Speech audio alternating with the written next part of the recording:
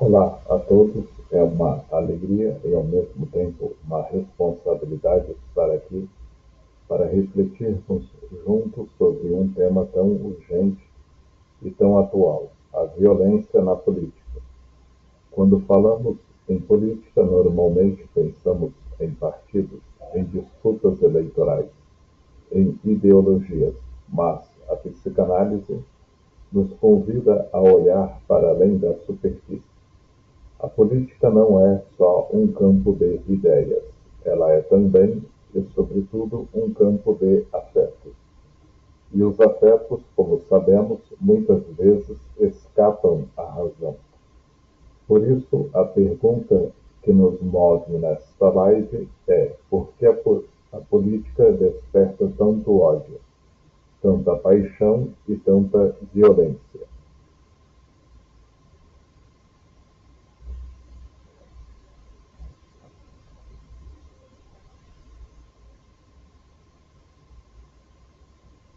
Freud, a agressividade como parte da condição humana.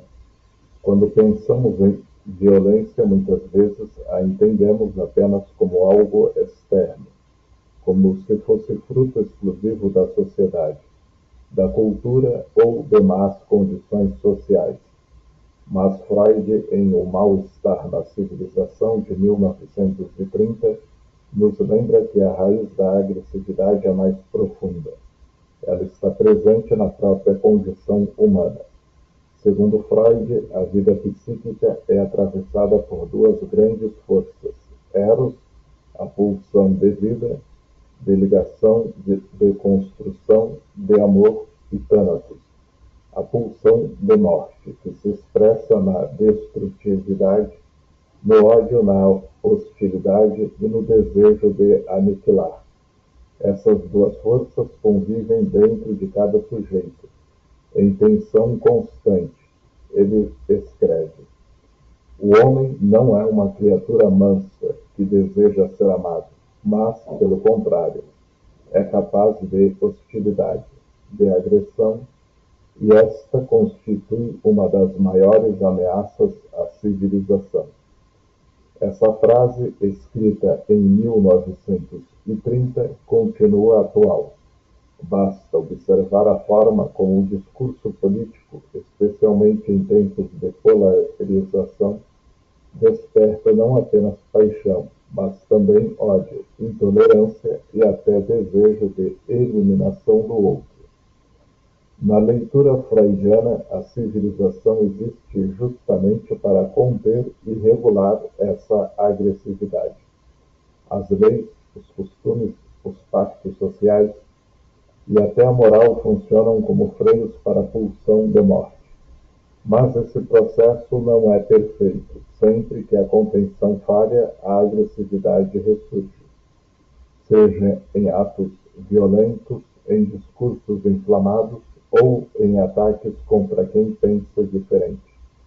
Freud chega a afirmar que o preço da vida em sociedade é um mal-estar inevitável, já que precisamos reprimir parte dessa agressividade para conviver. Mas, ao mesmo tempo, essa repressão nunca é completa. A agressividade retorna, muitas vezes, de forma deslocada ou intensificada. Quando olhamos para os discursos políticos, para o ódio nas redes sociais, para a intolerância diante das diferenças, estamos diante justamente da manifestação de Thanatos. A política, que deveria ser um espaço de diálogo, debate e construção coletiva, se transforma em palco privilegiado para a pulsão de morte se expressar, encontrando no inimigo político uma figura sobre a qual projetar o ódio e a destrutividade. Freud nos alerta, portanto, que a violência não é um acidente da política, nem uma exceção. Ela é a atualização de uma potencialidade humana que sempre nos acompanha. O desafio da civilização e, por consequência, da política, É transformar essa energia destrutiva em algo que possa ser simbolizado, elaborado e, se possível, canalizado em favor da vida em comum. A projeção, o outro como inimigo político. Um dos mecanismos de defesa mais importantes para compreendermos a violência na política é a projeção. Na psicanálise, projeção significa lançar no outro aquilo que não suportamos reconhecer em nós mesmos. Nossas falhas, contradições, desejos reprimidos, sombras pessoais e coletivas. Freud já apontava que, diante da angústia de encarar nossos impulsos mais destrutivos, tendemos a deslocá-los para fora, atribuindo ao outro aquilo que rejeitamos em nós. Esse mecanismo, quando ganha dimensão social e política, cria a figura do inimigo político. Assim, aquele que pensa diferente deixa de ser apenas um adversário de ideias e passa a carregar em si todos os atributos que negamos em nossa própria subjetividade. Eles são corruptos, eles são intolerantes, eles são desumanos, eles são egoístas. Note como essas frases quase nunca são acompanhadas de uma reflexão sobre como a corrupção, a intolerância ou o egoísmo também habitam, em alguma medida, dentro de cada sujeito e de cada grupo. Jung aprofunda esse ponto ao falar da sombra, que é o conjunto de conteúdos psíquicos rejeitados, reprimidos ou negados pela consciência. Ele afirma: ninguém pode se tornar consciente sem antes enfrentar a própria sombra. Isso significa que, enquanto não reconhecemos nossa sombra, ela permanece inconsciente e ativa, influenciando nossa vida e nossas escolhas. No campo político, quando não encaramos nossas próprias contradições, acabamos projetando-as em partidos, ideologias ou líderes opostos.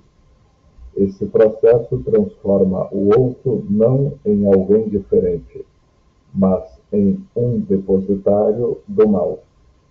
O adversário passa a ser visto não como um sujeito legítimo com outra visão de mundo, mas como a encarnação de tudo aquilo que odiamos e tememos em nós mesmos. É aí que o diálogo político deixa de ser possível, porque o outro já não é reconhecido como semelhante, mas como inimigo existencial. E quando o outro é percebido como uma ameaça à própria identidade, a violência contra ele passa a ser justificada, legitimada e até incentivada. Jung também dizia que, quando uma sociedade não reconhece coletivamente suas sombras, essas energias reprimidas tendem a emergir em fenômenos de massa, como ódio político, guerras, intolerâncias e perseguições. A política então se torna um palco onde essas sombras coletivas encontram expressão. Portanto, compreender a projeção é compreender que a violência na política não surge apenas de divergências de ideias, mas da incapacidade de reconhecermos em nós mesmos a agressividade, a intolerância e o desejo de poder que projetamos no outro.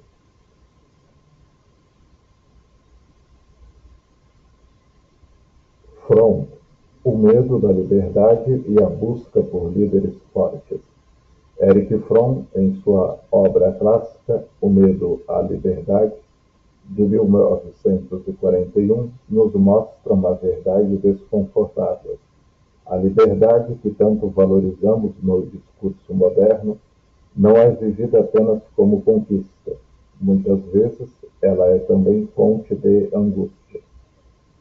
Ser livre significa estar diante da responsabilidade de escolher, de assumir consequências, de se confrontar com a incerteza do futuro e com a solidão, de ser o autor da própria vida. Para muitos, essa condição é insuportável. Fromm escreve: o homem moderno está pronto a abrir mão de sua liberdade em troca da segurança, ainda que ilusória. Essa renúncia acontece de forma sutil. Quando a liberdade se torna pesada demais, buscamos nos apoiar em estruturas rígidas, ideologias absolutas, dogmas religiosos inflexíveis ou líderes políticos que prometem respostas simples para problemas complexos. Na política, esse fenômeno se manifesta no apego a líderes fortes ou figuras autoritárias. A entrega não é apenas racional, mas profundamente emocional.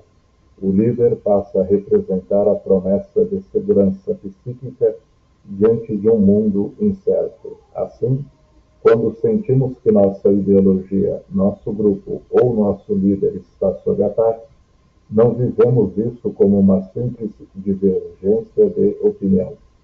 A experiência é de ameaça existencial. É como se nossa própria base de segurança emocional estivesse sendo destruída. É nesse ponto que a agressividade emerge com tanta intensidade. O outro que pensa diferente não é percebido apenas como alguém com uma opinião contrária, mas como alguém que ameaça aquilo que me dá estabilidade interna. E diante dessa ameaça, o ódio, o ressentimento e até a violência encontram terreno fértil. Fromm também nos alerta para o paradoxo. Ao abrir mão da liberdade em troca da ilusão de segurança, o sujeito acaba se aprisionando. Ele não amadurece emocionalmente, não suporta a frustração da incerteza e se torna cada vez mais dependente de líderes ou sistemas que reforcem sua sensação de proteção.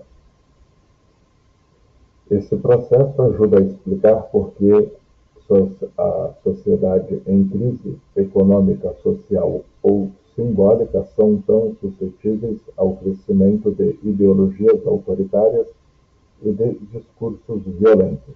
O medo e a insegurança coletiva criam o terreno para que a pulsão agressiva se expresse em nome da defesa da pátria, da defesa da família ou da defesa da verdade. Do ponto de vista psicanalítico, o que está em jogo não é apenas política, mas uma luta inconsciente contra a angústia da liberdade. A violência política, nesse sentido, é também uma tentativa de preservar a ilusão de segurança, ainda que ao custo da intolerância e da destruição do diferente. Freud e a psicologia das massas. Sigmund Freud, em Psicologia das Massas e Análise do Eu, de 1921, nos oferece uma chave preciosa para entender os fenômenos de violência coletiva. Ele escreve: o indivíduo na massa se comporta de maneira diferente do indivíduo isolado. Ele é capaz de feitos que sozinho jamais ousaria. Essa observação revela como a simples condição de estar inserido em um grupo altera profundamente o funcionamento psíquico do sujeito. No cotidiano, o indivíduo carrega consigo seu superego, essa instância interna que funciona como consciência moral, regulando desejos e impondo limites. Porém, na massa, esse freio psíquico se enfraquece. O sujeito deixa de se perceber como uma responsabilidade isolada e passa a se sentir diluído no coletivo. Esse pertencimento coletivo gera duas consequências principais. Primeiro, suspensão parcial do superego.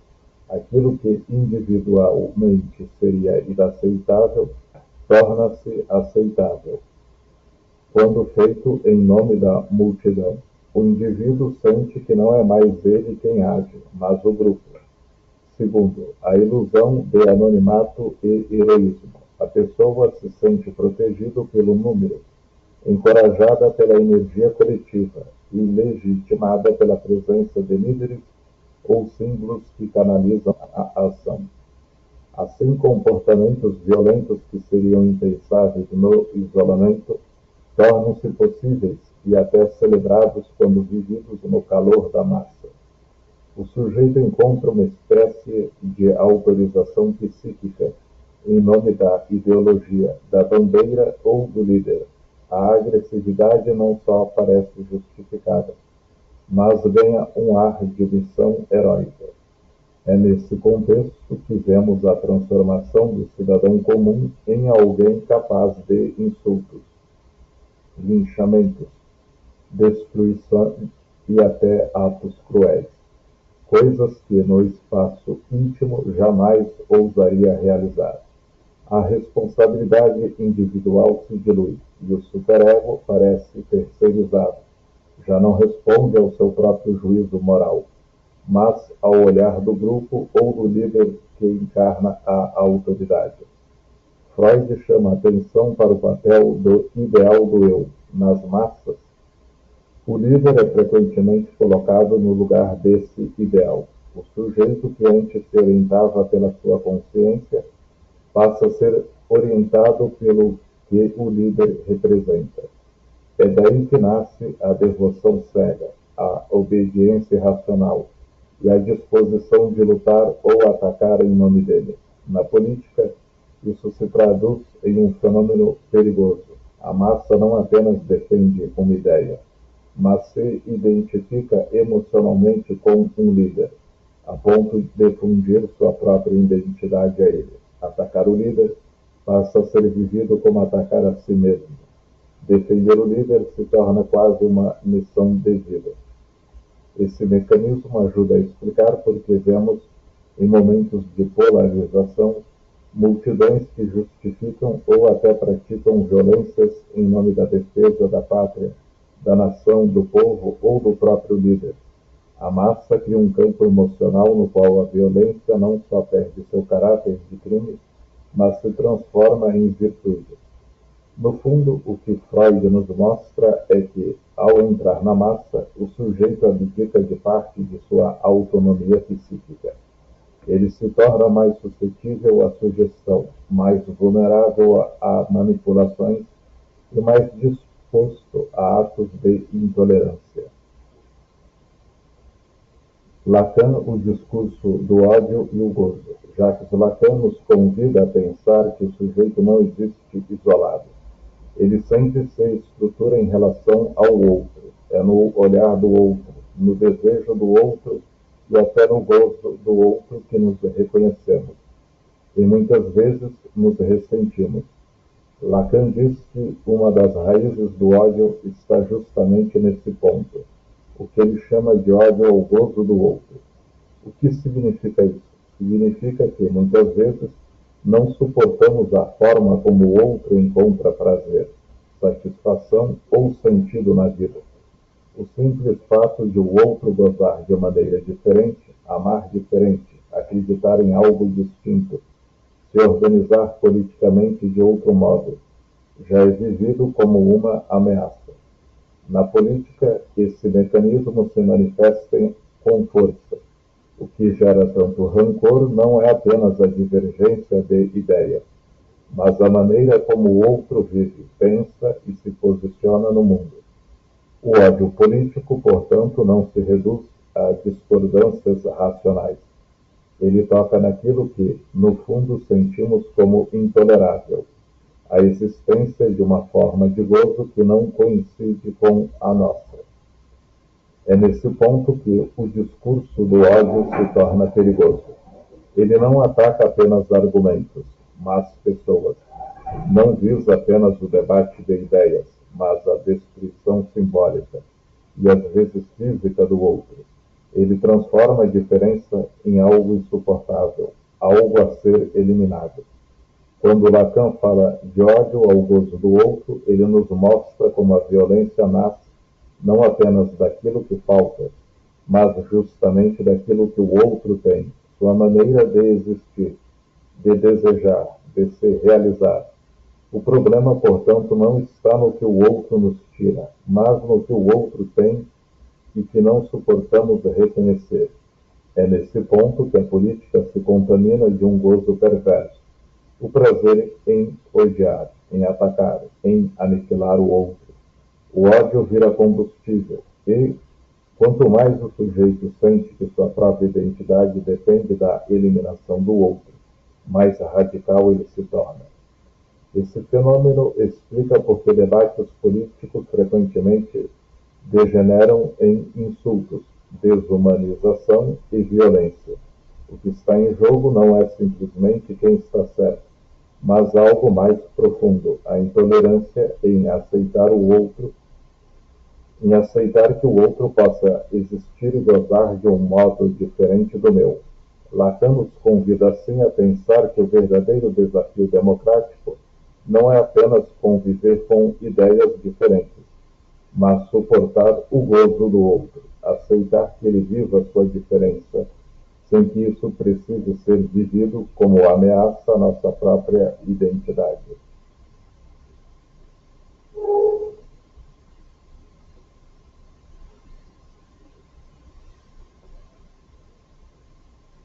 Caminhos possíveis da agressividade ao amadurecimento coletivo. Depois de refletirmos sobre Freud, Fromm, Jung, Lacan e a própria experiência humana, fica a pergunta inevitável: como podemos lidar com essa agressividade que se manifesta de maneira tão intensa na vida política e social? A psicanálise não nos entrega manuais, nem receitas prontas.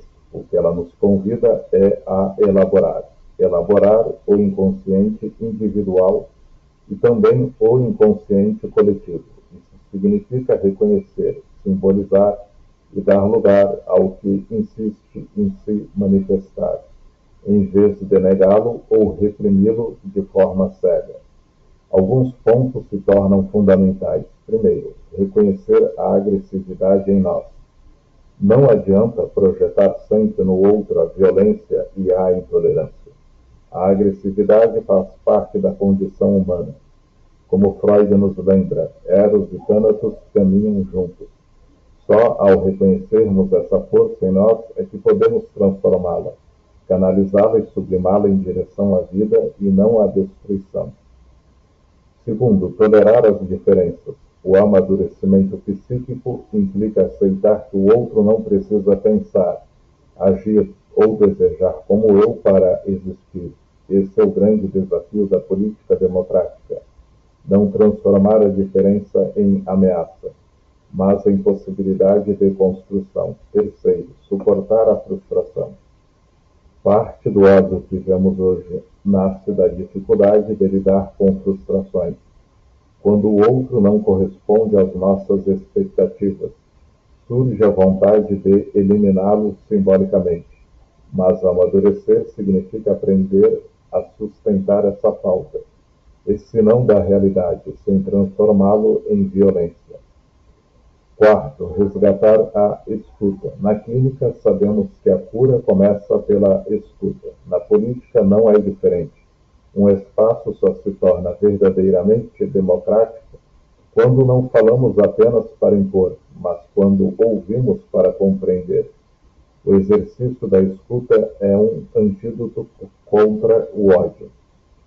Freud nos lembra em O Mal-Estar na Civilização. A civilização é o processo pelo qual a humanidade procura conter a agressividade em nome da vida em comum. Ou seja, nossa tarefa histórica e também psíquica é transformar essa energia destrutiva em algo que possibilite a vida coletiva, a criação de vínculos e a sustentação do laço social. Talvez o nosso maior desafio contemporâneo seja justamente esse: converter a energia da destruição em diálogo, em consciência e em construção coletiva. Isso exige coragem psíquica, disposição ética e, acima de tudo, maturidade emocional. Porque, no fim das contas, não se trata de abolir a agressividade, mas de transformá-la em força de vida, em potência de criação, em caminho de evolução para todos nós. Para concluir, quero deixar com vocês uma reflexão que considero essencial. A violência na política não é apenas um problema dos outros, não é só dos partidos, dos governantes ou das ideologias. Ela é, antes de tudo, um espelho, um reflexo daquilo que nós, enquanto indivíduos, enquanto sociedade, ainda não conseguimos elaborar dentro de nós mesmos. Freud já nos alertava que a civilização é, em grande parte, um esforço constante para conter nossa agressividade. Isso significa que essa energia destrutiva não desaparece. Ela está sempre presente e cabe a nós encontrar formas mais conscientes de lidar com ela. Quando projetamos no outro, no partido adversário, no líder que pensamos combater ou na ideologia contrária, tudo aquilo que não aceitamos em nós mesmos, criamos um inimigo externo que nos permite evitar o enfrentamento do inimigo interno. É mais fácil odiar o outro do que lidar com as próprias contradições. Mas a psicanálise nos convida a fazer o caminho inverso, a olhar para dentro, a reconhecer que o ódio, a intolerância e a destrutividade fazem parte da condição humana, mas não precisam ser o motor da nossa ação. Quando conseguimos reconhecer nossas sombras, acolher nossa agressividade e aprender a lidar melhor com nossas frustrações, damos um passo imenso, não apenas no campo político, mas, sobretudo, no campo humano. É nesse ponto que amadurecimento emocional e amadurecimento social se encontram. Política, afinal, não é só sobre quem governa, mas sobre como nos relacionamos uns com os outros.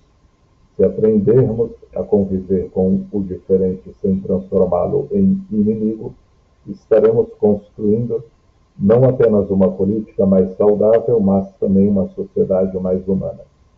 Quero encerrar com uma provocação. Talvez o verdadeiro campo de batalha não esteja fora, nas ruas ou nas urnas, mas dentro de cada um de nós.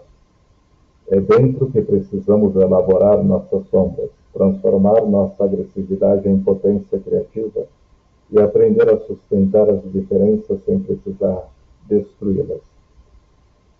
Muito obrigado pela presença, pela escuta atenta e pelo espaço de reflexão que construímos juntos aqui hoje.